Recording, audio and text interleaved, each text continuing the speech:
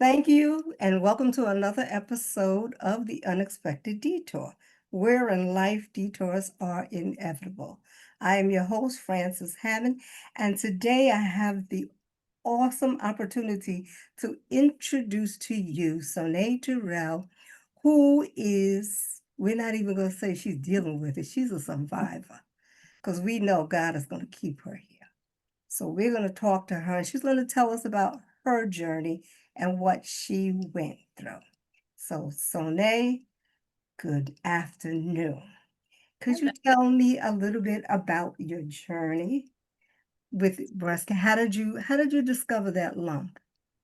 Well, I had just gotten back from a trip visiting my family over Thanksgiving. Thanksgiving last year was my birthday. I had turned 38. And for some reason, right before I went there, I was feeling like I need to go. Like I need to go hang out with my family. I didn't know why, but I just felt like I needed to go. But as soon as I got back, I was kind of just hanging out on the couch with my husband and I had large breasts. So I was a 38F and they were like burning periodically, like just throughout the day for, I would say, at least the last maybe 2 or 3 years.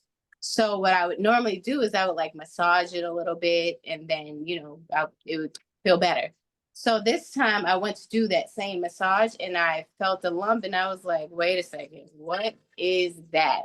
Like I've never felt anything like that before that day. I never had not a mastectomy, a mammogram or anything like that.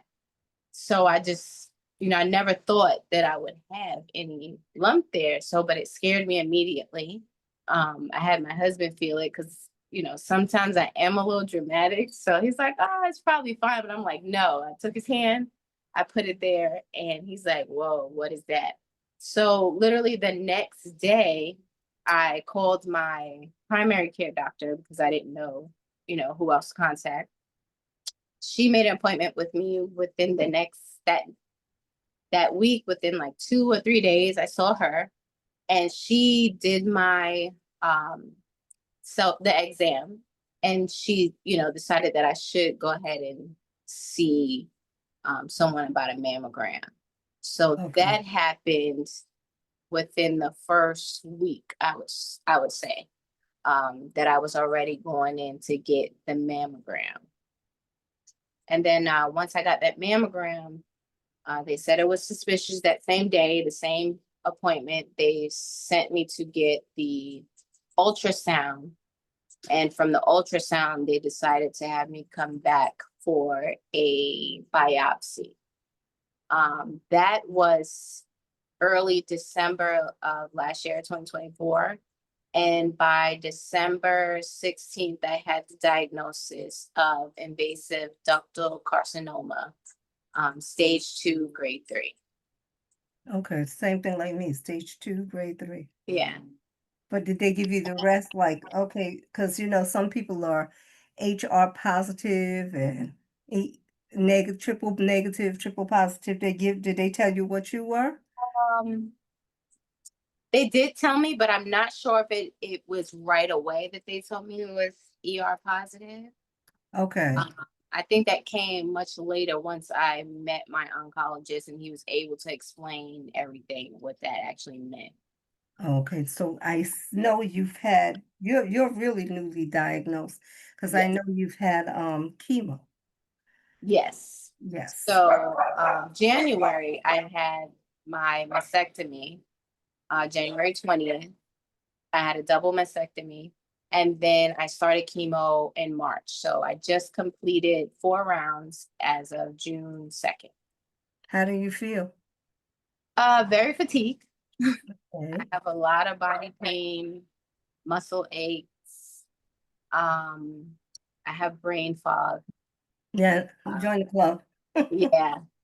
And the hot flashes, all Okay. the pre, Because you're younger than I am, that's why. yeah, menopausal symptoms. I have those symptoms.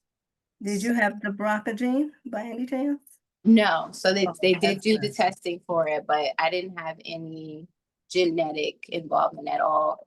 I I would say that I don't really have family um background either. I have one great aunt that had breast cancer when she Mm-hmm. was in her late like 70s or 80s. She had breast cancer, but that was Oh, okay. that was it for Oh, family. okay. Yeah. Did you have reconstruction? Not yet. So I go for reconstruction in 2 weeks on July So 21st. you finished chemo. Yes. I'm sure you're happy. Yes. Very happy. You didn't have to take the Red Devil, I hope, did you? No, I was on I forget what was it? Doxatax. Doxataxel. And there's a Yeah, cyclophosphamide. yeah, yeah. Yeah. And because my thing was THCP, whatever that was. There was three, four of them Yeah. because of the hormones, because I have the triple negative, I have triple positive. Oh, okay. Yeah, no, I was only estrogen positive. Okay, you're like another young lady that is part of my group, the resilience of breast cancer, a Black women confront. She has that same thing. She's that triple, I mean, she's not triple, she's just ER positive. Yeah, And that's it. So, yeah, so she had to take tamoxifen and some other yeah. stuff. So, So I'm not on tamoxifen as of yet. They want to wait until after reconstruction and I'm, healing and all that before they put me on tamoxifen, but I am scheduled to be on that. but you don't have to take radiation or anything, right? I didn't. So when they So did the lucky surgery, you. yeah, the margins were clear. Um, and I didn't have any lymph node involvement, and they didn't see it anywhere else. It was pretty much localized to the very superficial area of my right breast. So they didn't see the need for radiation. So you had double mastectomy? Yes. Was that by choice or because that's what they suggested?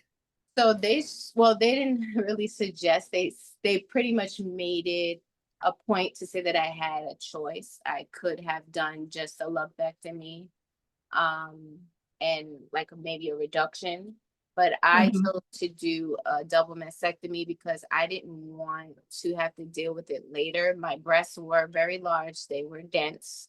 I did Okay. have fibrocystic changes in both breasts. It just was that they only found it in the right size. So I decided that I didn't want to have to deal with it later.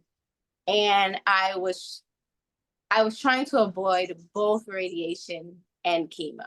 So they had Okay. said that if I did the lumpectomy, I would most definitely have to do radiation and possibly chemo. That was going to be determined later. So I But was they did happy to at chemo least, after, right? yeah, yeah. So I was happy to at least avoid radiation because I did the double mastectomy.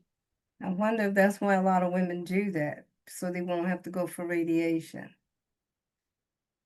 I guess, I mean, I think it just depends on your situation. If you Yeah, have a yeah. lymph node involvement, then I think they still recommend you have radiation. Right, right. How did your husband handle all of this? Was he a Um, trooper? he has been a trooper. He's been doing everything for me. He did all my wound care. He was help washing me when I couldn't really move my arms and stuff. He's been really strong. He's been my rock through everything, and I really I don't know where I would be if he wasn't here with me because he's been literally everything, everything. And I haven't worked or anything. He's just been very supportive the whole way. That's a good thing. At least you have someone there that cares. So he comes with you. He was coming with you to all your radiation, To like all your for my chemo. chemo, he made sure that he would at least pop in. For the first Oh, okay. one, he stayed with me the whole time. That's a long time, right? Yeah, well, the first time was really long and I didn't know what to expect, but I was there for like a whole 8-hour shift Oh, the like first time. me. Yeah, I yeah. went to 8 hours, first one. I was like, Yeah, I was like, is this how it's gonna be? And they were like, no, we just have to see how you're gonna tolerate the yeah. medication. I can't hear you. I don't know. Did your speaker, something happen to your speaker? Can Okay. you hear me? Yeah. I Yeah. had a slight reaction to the cyclophosphamide.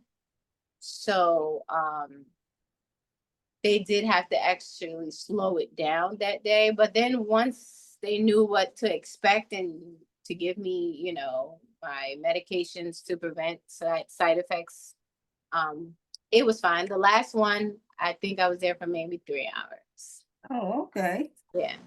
Well, my first one was like 8 hours. Yeah. Like I feel like I'm at work. Yeah. That's what I said. I think I have a job there now. Yeah. That's what I told them. This is a job. And Yeah. they told me the same thing. They do it one at a time to see how you react to it. Yeah. All I kept doing was going back and forth to the bathroom. Yeah. I know. I said the same thing. I said I'm the bathroom lady. Naturally, I'm the bathroom lady, So, but now that so that since was I said that, I was pulling really it the bathroom. down. Yeah. Anybody in there? I gotta go. I gotta go. Yeah. Boy. So I would always tell them, put me right by the bathroom. So Yeah. I don't feel like going walking around the whole place. Right. Oh, so how did your family handle the news? Um, I'm actually separated from my family. My family lives in New York, and I'm in Oh, up Tampa. here by Miss. Yeah. So I'm originally from New York, but we live in Tampa Oh, now, and it's just me, my husband, and my son here. So it was tough for my family to find out and not be able to be so close to me right. and, feel like they can help. Um, I think between my sister and my mom, they took it the hardest. Yeah. What was your response? What was your reaction when you found out? Um, I was in shock. I was in shock. I didn't know what I was gonna do. I just immediately thought like I'm gonna die. Like I can't die. I need to be here for my son. I went into my prayer closet and prayed like on my knees once everyone was asleep and and I was by myself, but I went into just full prayer mode because I didn't know what else to do. I didn't know what to expect. I didn't think that was the answer. I didn't think that's what it was going to be. And I haven't been around anyone who had cancer in the past, so I didn't really know what to Okay. So expect. this is your first, I mean, well, you're actually the first person in your Yes, family to yeah. get it. How old is your son? He is 6. Oh, he's a baby. Yeah. So Oh, that's what really that scared me. made you push, push, push. You're like, Yeah, we're not ending it like this, right? yeah, yeah, No, it's not going out like that. You yeah, keep going, going, going. yeah. But I try to stay strong, especially in front of my family when I usually do my breakdowns and by myself. Yeah, 'Cause those are the pity I parties want we them to, mostly have. I feel like everyone um will do better, and be able to be strong for me too if they see that I'm strong too or But, I'm okay, like but I have guess what? It's spirit. okay to cry. Yes, it is. Yeah, I've learned that too. It is It's okay to okay cry. to And cry. you have to cry in order to release that, in order to be able to go home Yeah, and deal with the next day. So because I know I would walk around with a smile, but when I came home, I just broke down. yeah, Because it's the reality. Because you like, did this really happen? yeah, You still it's still you still try. It's the newness of it. right. Even the oldness of it, it never really sets well. It sets okay when you meet other people who have gone through this. Yeah, right. Yeah, And like with the group that I have, it sets okay because they all got jokes. yeah, yeah. And it makes you laugh, and they're all young. You Right. and that's what because I'm 68, so they're all younger than me. Yeah. So it makes it fun because I get to hear their stories. Yeah. Yeah. I mean, if you come on tomorrow when we do it, you'll hear them talk about their boob jobs. Well, because don't scare me yet, because no, they're not gonna I scare want you. it. They just tell you about how it's done, and Uh-huh. I mean, one of them is in Florida, by the way. Yeah, Yeah, yeah. she'll be on it. I'm a little nervous about the reconstruction only because and I read different people's experience of the mastectomy. Um the mastectomy was rough for me. Like it was hard. I It was was yours. Oh no, you didn't do the reconstruction yet. So No, I did the mastectomy and then they put the expanders in right away. Um but it was really tough. It was a lot of pain. Like I was in pain for a long time. oh, So okay. that scares me a little bit to have to go through this again, even though everyone keeps saying, "Oh, it's not as bad." I'm like, okay. That's why you should come on tomorrow and tell you. There's three of them, well, Okay. four who've had reconstruction. And Okay. they some had different types of reconstruction. Because I didn't have reconstruction. I had a lumpectomy. So Okay. I'm listening to them and stories of reconstruction. And it's Yeah. pretty interesting. Yeah. Yeah, of how it's done. Yeah, especially when they Uh-huh. said they have the one with the flap where they stick something down in there, and then they have another one where they take it from down here and they put that Yeah.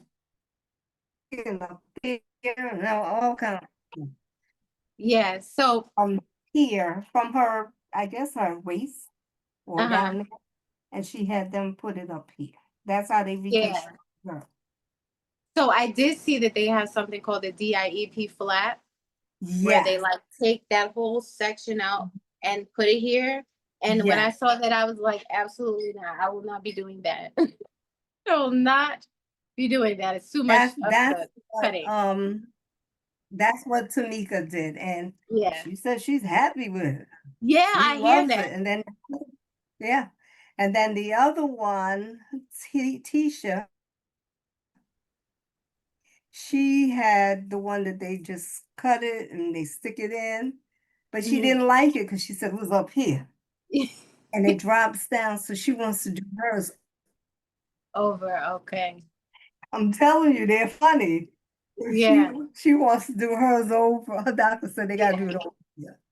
So, but Tamika had the one that the DIP, whatever it is, Yeah. and she Yeah. loves it.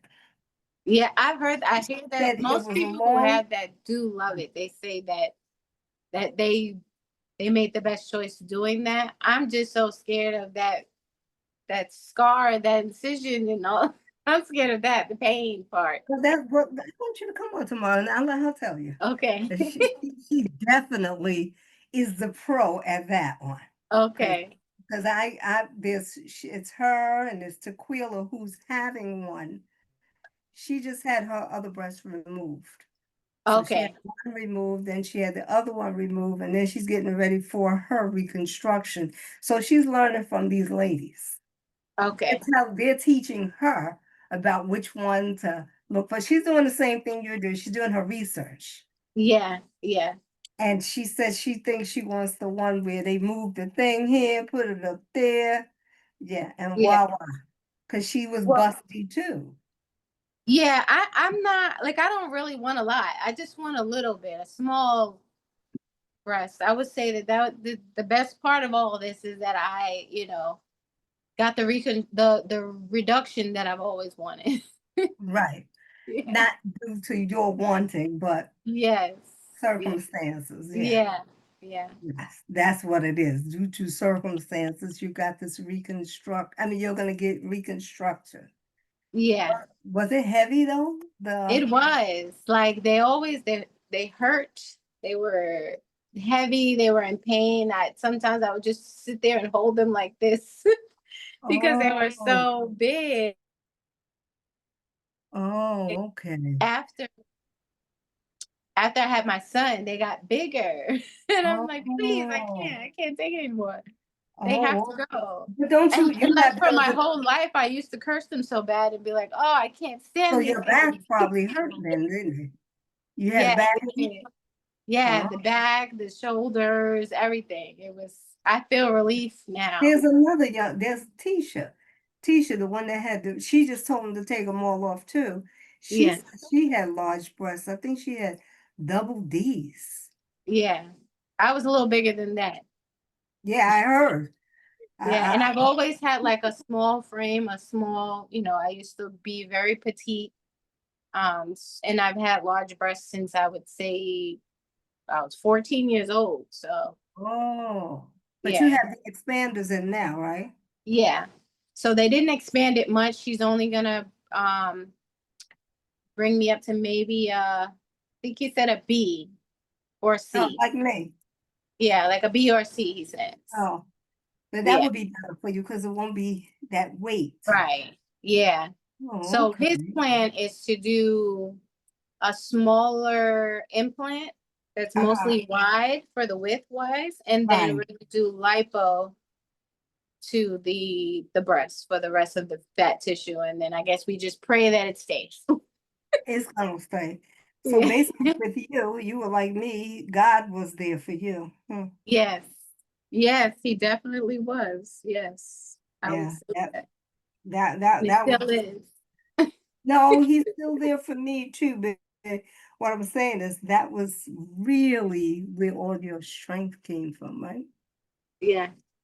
Yeah, I could Yeah. imagine. I could imagine. Yeah, I definitely couldn't do it without a lot of prayer and faith, and just to be able to have um the community that do have around me. They're all um Christians and believers, and for them to rally for me as well, it was definitely needed to get through this season because it's been very tough. I smile a lot, and especially with my posts that I do on Instagram and everything, it seems like I'm okay, but sometimes I'm not okay. And it's okay to be not okay. Yeah.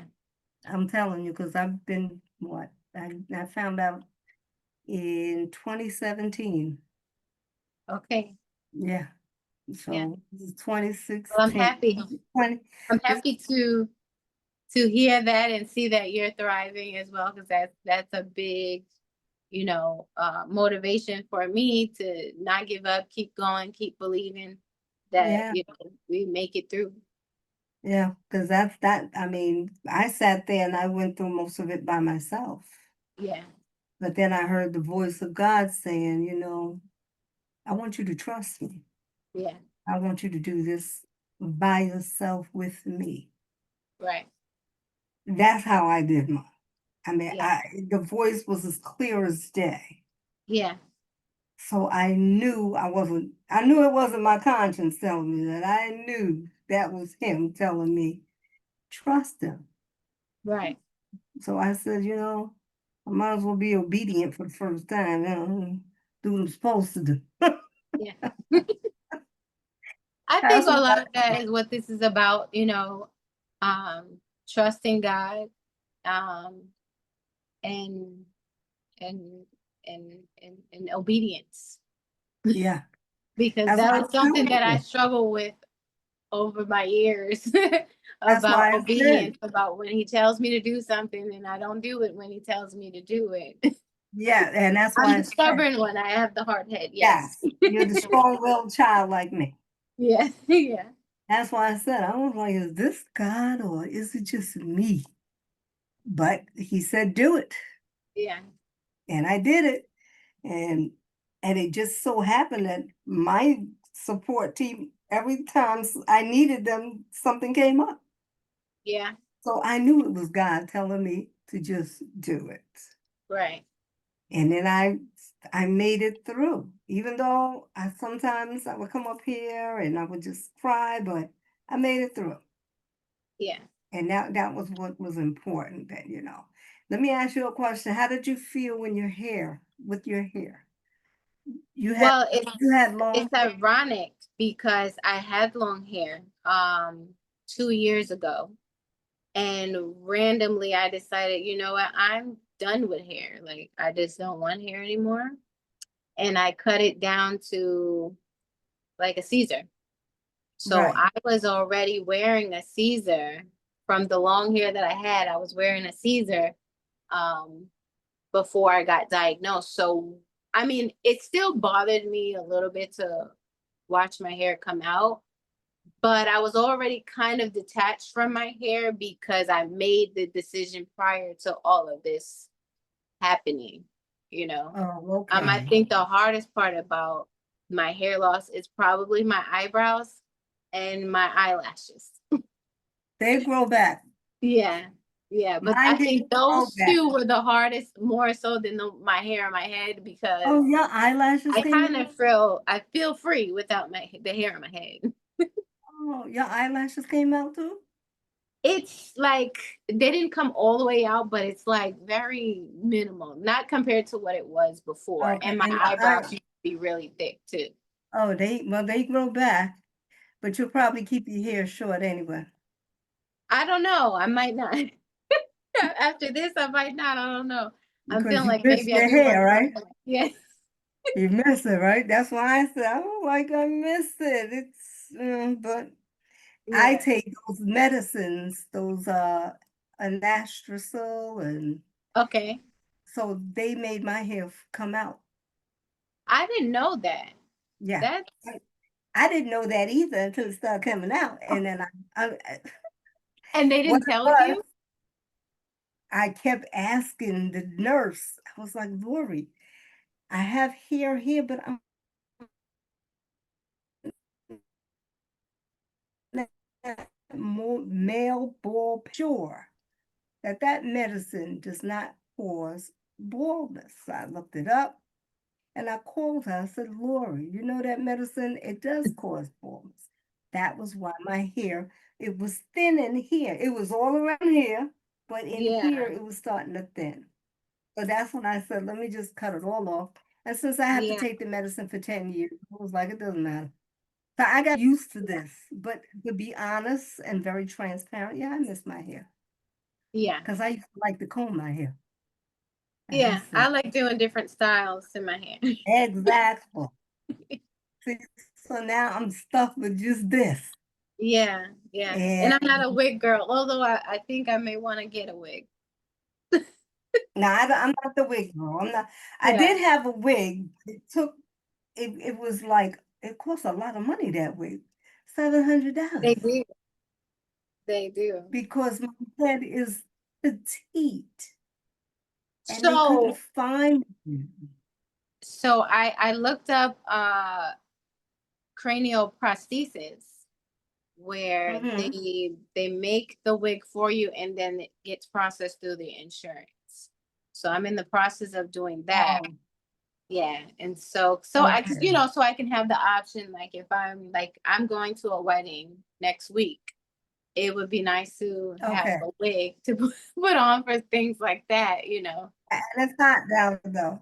Yeah. No, you Right. put your makeup on and Yeah. your big hoop earrings and your Yeah. beautiful smile and you're good to go. Yeah. That's all. Don't worry about it. You Yeah. just you like all the other women. They put that draw the eyebrows on. I'm And not good at drawing the eyebrows. That's the thing that I need oh, to work on. I bet your husband could do it. I bet you. We're gonna But figure it out. they do have what do you call that? The tattooed ones. Yeah.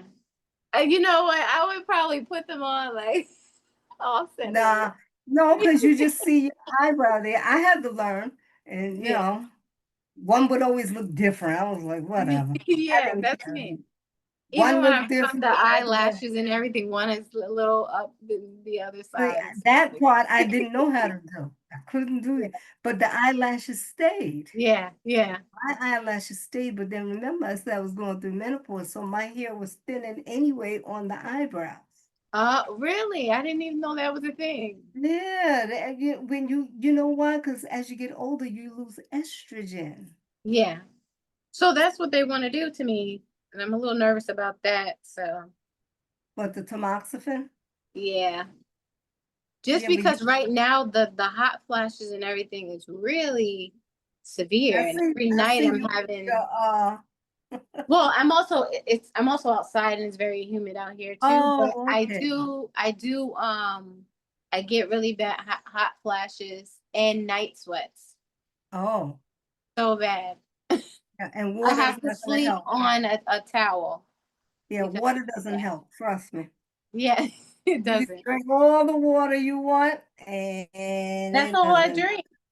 It's nothing's working, nothing's helping. The water doesn't help. I used to think so too. I was like, maybe if I drink some water. No, Nah. So I just drink the water, but it doesn't really cool off the body. no. Because I went through menopause, and then when I started taking this medicine, it makes you have the symptoms. You're symptomatic Oh of this yeah, medicine. So yeah, I'll be at work and I'll be like, it's kind of hot in here. And yeah. they'll be like, you're having a flash. I was like, don't worry about it. Personal thing. Don't worry about it. So Yeah. now, after going through all of this, and I know your faith is there, what advice or what advice would you give someone who is going through this after your dealings with breast cancer? Because you're healed. Um, I'm claiming the healing. Okay. yes, I do. I feel healed, Okay. actually. All right. Um, I would say that it's a process and it does get better. Um, but as you said before, it's okay to, have your feelings and your emotions about it, but you have to still have faith and be in good spirits, because that's how you are going to heal and get on the other side and continue living, because you know none of us know what day we're going to leave. We Yes. all are faced with more mortality, but we just, when you get diagnosed with something, just like it hits you right in your face. But I think we should just continue living the way we've been living, and loving, and accepting help and support from wherever it comes from, and to just really ground yourself, and in faith, especially in Oh, God and in prayer, and and surround yourself with also family. speaking to someone about how you feel as well, Right.